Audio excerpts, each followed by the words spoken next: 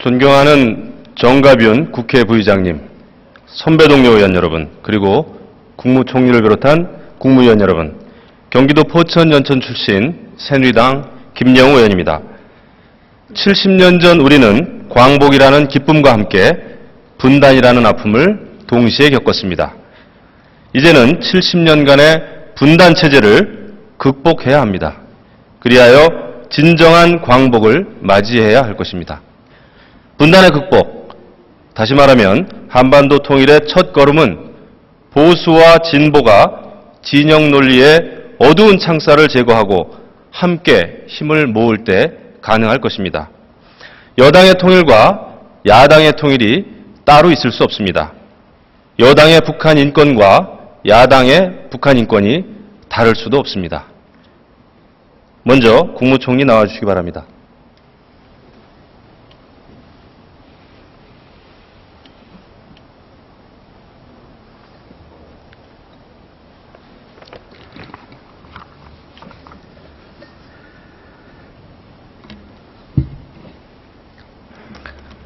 네, 총리님, 늘 당에서 같이 일하시다가 이렇게 질문자 또 답변자로 마주서게 됐습니다.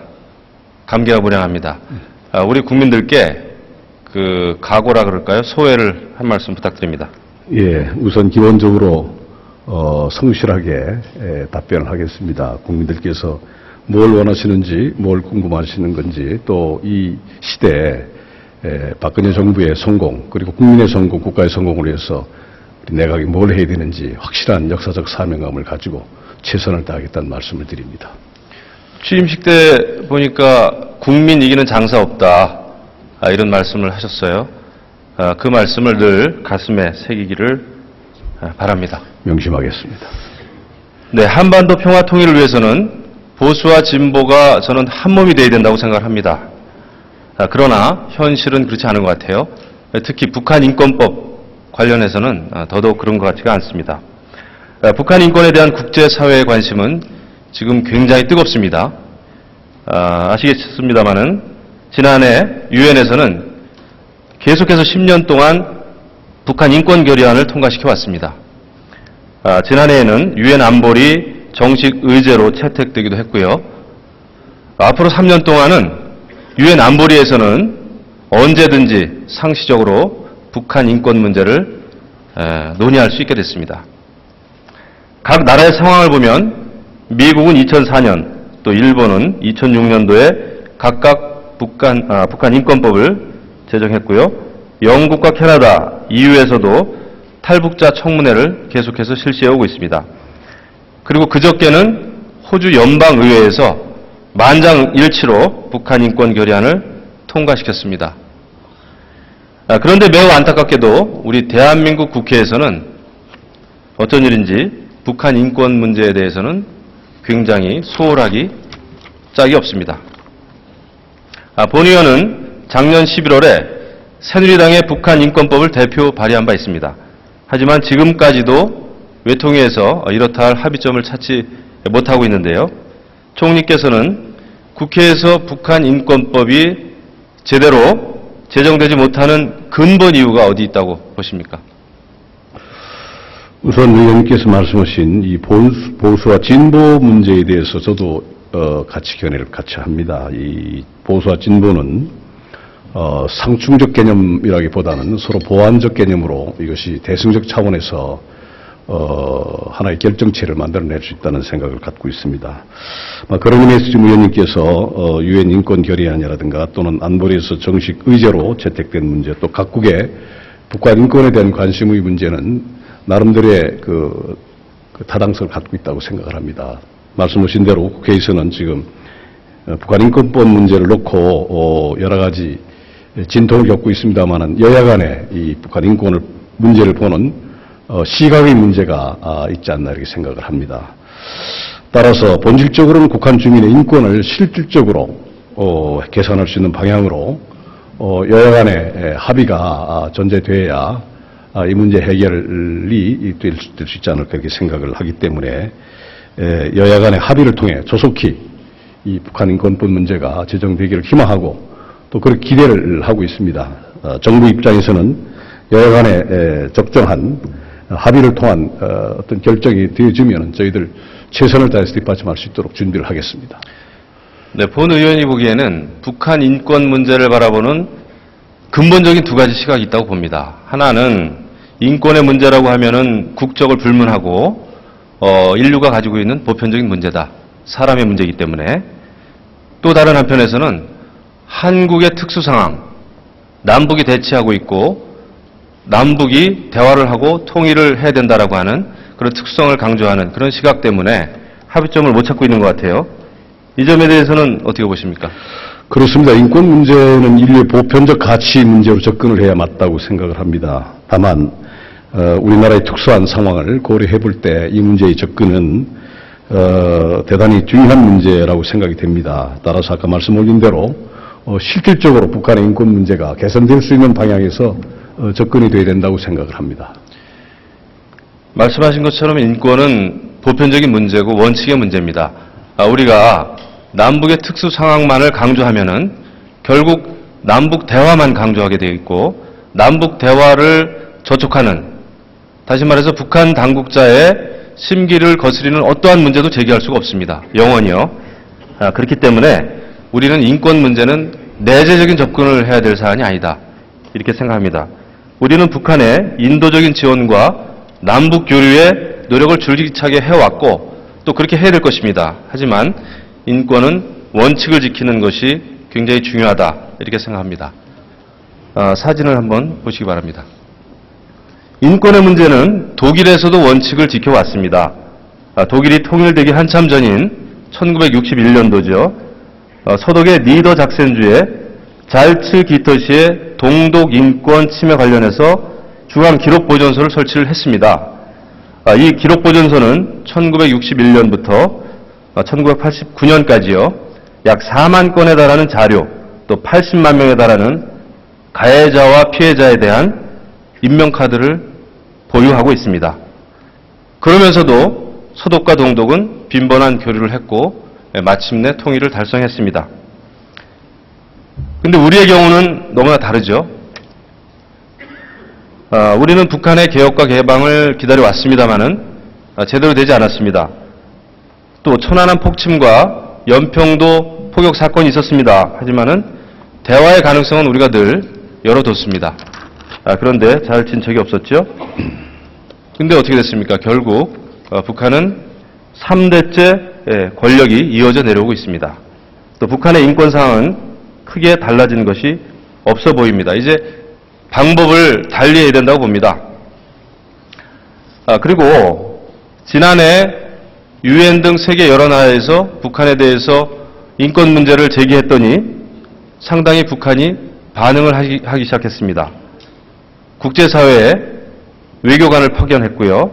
또 홍보용이긴 하지만은 북한 인권백서, 즉 조선인권연구협회 보고서라고 하는 80쪽 분량의 보고서도 발간을 했습니다. 하지만 인권사항은 아직도 갈 길이 멀죠. 화면 보시겠습니다. 총리께서는 혹시 현재 북한의 정치범 수용소가 어느 정도 있다고 알고 계십니까? 제가 아직 파악을 못하고 있습니다. 좀 알아보겠습니다. 네.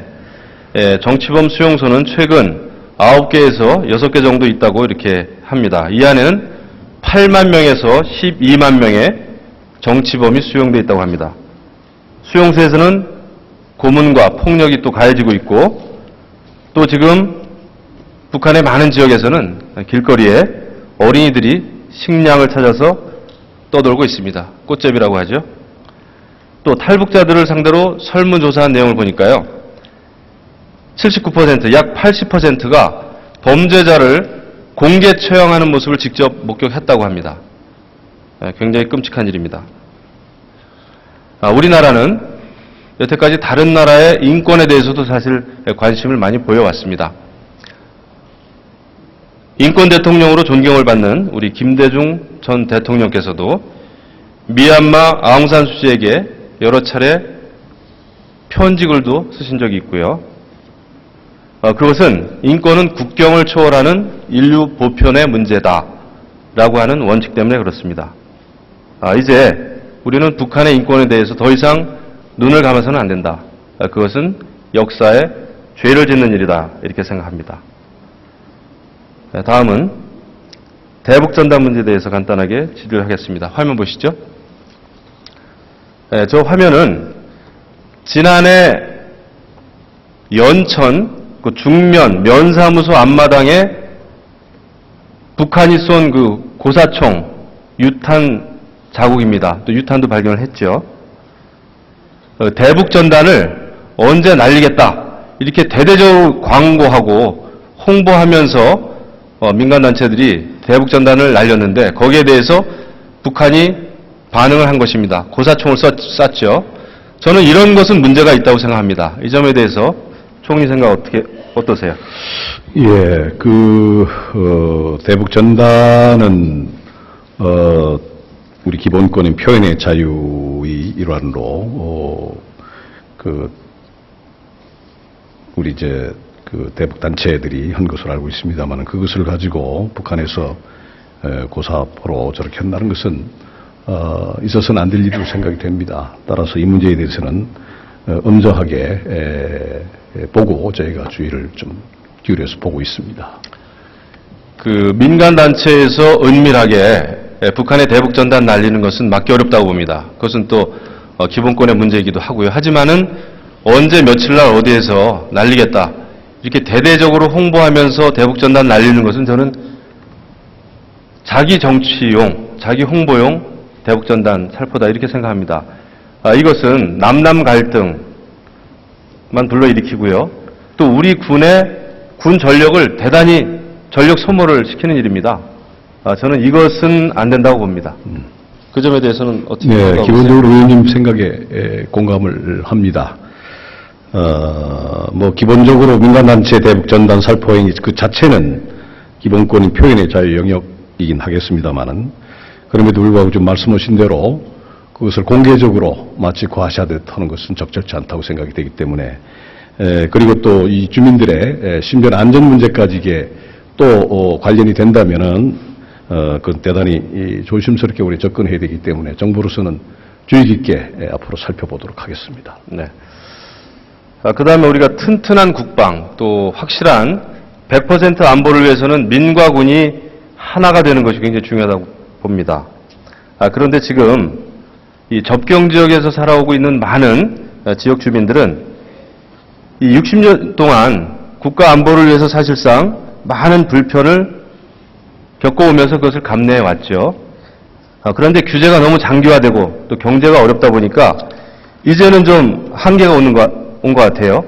그래서 사격장이나 훈련장 주변에 이 지역 주민들께서 굉장히 불편을 하소연하고 있습니다.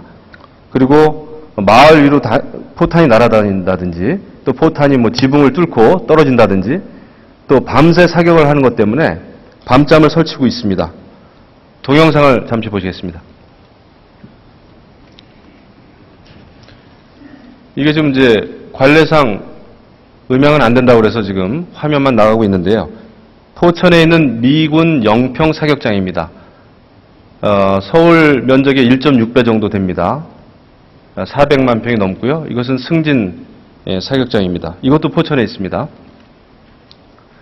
이것을 보시면은 헬기라든지 전투기에서 폭탄을 떨어뜨리고 또 사격 훈련을 합니다. 저것은 마을 밖에서 전차로 포격을 하면은 이제 사격장 안으로 포탄이 떨어지는 그런 광경입니다.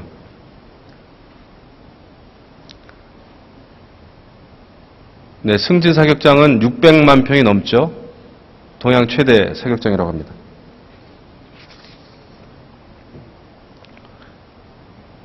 네, 그래서 그 사격장 주변은 거의 지금 폐허가 되다시피 했습니다. 학교도 문을 닫았고 지금 포천 영중면에 있는 그 장면인데요. 사격장에 반대하는 플랜카드입니다. 이것은 사격장 반대 주민대책위원회 모습입니다. 네. 다음 또 사진 보시겠습니다. 네, 이것은 바로 지난해 11월입니다. 석 달 전이죠.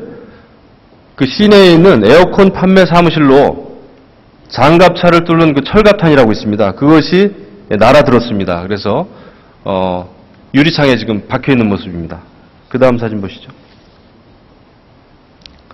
네, 이것은 비닐하우스에 또 유탄이 떨어졌고 또 지붕에 그 폭탄이 떨어져 가지고 그것이 지붕을 뚫어놓은 지금 상태입니다. 다음 사진이요. 네, 이것은 헬기가 저공으로 비행하면서 사격을 하다가 그 축사를 무너뜨린 이런 상태인데요. 저 안에는 그 60마리의 그 임신한 소들이 있었습니다, 당시에. 네, 다음 사진. 네, 이것은 사격장 훈련으로 인해서 산불이 난 상태입니다.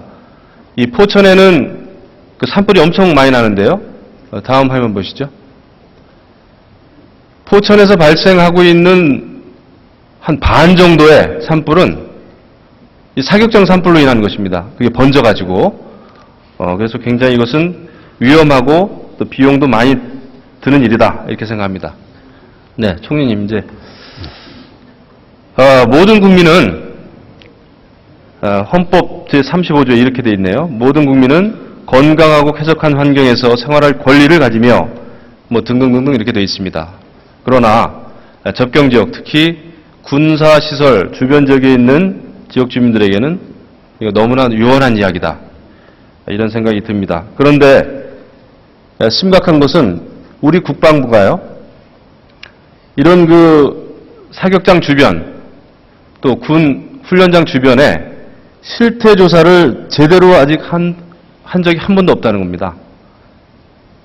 그리고 지금 전국에 한 1,600개 정도의 크고 작은 사격장이 있는데 이것을 담당하는 공무원이 우리 국방부에 서기관 한 사람밖에 없습니다. 이 문제에 대해서 어떻게 생각하십니까? 예, 의원님 말씀에 전적으로 공감을 합니다. 지금 화면으로 봤습니다만 대단히 심각하고 우려가 될 만큼 그 접경지역 국민들께서 피해를 많이 보고 계신 것 같고 많이 걱정들 하시는 것을 실감을 할 수가 있겠습니다. 그래서 저희가 지금 접경지역에 있는 분들의 여러 가지 생활이라든가 특히 이 수도권 규제까지 이중고를 겪고 있는 것으로 알고 있습니다만 앞으로 이 군사시설 보호구역 내의 어떤 그 여러 가지 규제를 좀 살펴보겠고요. 또 이 여러 가지 또 정부가 그러한 것들을 이렇게 보완할 수 있는, 보상할 수 있는 그런 방법이 또 없는가 행정적으로 좀 검토를 좀 하겠고요. 또 지금 말씀하신 대로 이 실태 조사를 좀 확실히 해가지고 그런 보완책을 또 대책을 만들어낼 수 있도록 검토를 하겠습니다. 네, 지금 60년이 지났습니다. 그렇기 때문에 우리 정부가 반드시 피해 실태에 대해서 네. 조사를 해야 된다 이렇게 생각하고요. 또 하나는 국방부 차원에서도 대책을 세워야 됩니다. 이게 군부대가 하나의 부대가 훈련하는 것이 아니라 여러 부대가 모여서 합동 군사 훈련을 하는 경우도 많거든요. 이런 경우에는 주민들이 어디에 가서 이 피해를 신고해야 되는지조차도 지금 갈피를 잡을 수가 없습니다. 또 군사시설 주변 지역은 대부분 고령의 농민들이 많이 살고 있기 때문에 예. 그분들은 절차에 대해서 굉장히 익숙치가 않습니다. 그렇기 때문에 우리 정부가 피해 대책 세우는 일, 또 그런 지자체의 교부세를 좀 많이 산정할 수 있는 그런 기준 같은 것도 만들었으면 좋겠다. 이런 좀 바람을 가져봅니다. 네, 의원님 말씀대로 피해 및 그 실태 파악을 좀 하겠고요. 지금 말씀하신 대로 교부세 산정에 그러한 점들이 반영될 수 있는지 제도적으로 검토할 수 있도록 그렇게 조치를 하겠습니다. 네, 수고하셨습니다. 통일부 장관 나와주시기 바랍니다.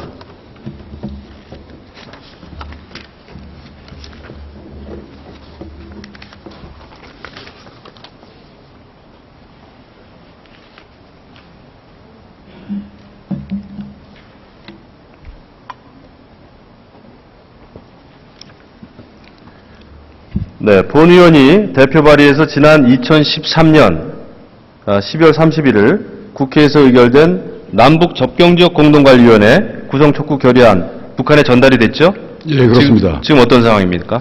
뭐 북에서는 전달은 받았습니다만 그 이후 한 1년 지금 넘었지 않습니까? 아직까지 뭐 반응이 없습니다. 저는 DMZ 세계 평화공원을 위해서도 그렇고 그런 비정치적인 분야에서 남북이 공동으로 사업을 해야 된다 이렇게 생각합니다. 어떻게 생각하세요? 예, 그 의원님께서 그 지금 말씀하신 그 우리 국회에서 남북 접경지역 공동관리위원회 구성 촉구 결의안에 담겨 있는 그 내용은 거의 정확하게 작년 8.15 때 대통령께서 말씀하신 세 가지 통로 가운데서 특히 환경 통로하고 전 내용이 비슷하다고 생각합니다. 이번 금년도의 통일부 업무보고에도 그 내용들 가운데서 뭐 공유 하천 문제라든가 DMZ를 둘러싼 그 접경 지역에 대한 공동 관리 이런 내용들도 포함되어 있기 때문에 저는 그 굉장히 좋은 안이고 앞으로 우리 정부가 추진해야 될 안이라고 생각합니다. 네, 수고하셨습니다.